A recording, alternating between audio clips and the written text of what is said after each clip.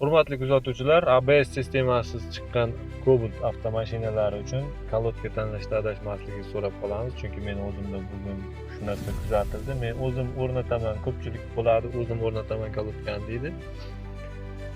O'zingiz borib kalotka olganingizda adashmasligingizni so'rayman. Bu yerda super kalotka reklama bo'lib ketdi, bunga e'tibor bermaymiz.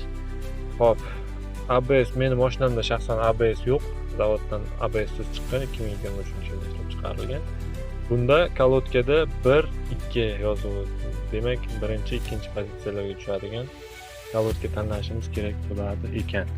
Men birinchi olishimda 3-4 yozuvligidan oldim. Ko'pincha 3-4 Cobalt avtomat deganimda 3-4 maslahat berishdi. 3-4 oldim, olib borganimda tushmadi. Shunaqa bo'lmasligi uchun mana kalotkasi 2 xil bo'ladi ekan. Shunaqa bo'lmasligi uchun oldindan qarab olishlaringizni tavsiya qilgan bo'lar edim. Kimgadir video manfaatli bo'lgan bo'lsa, like bosishni unutmang. Biz siz uchun maslahat berishda davom etamiz.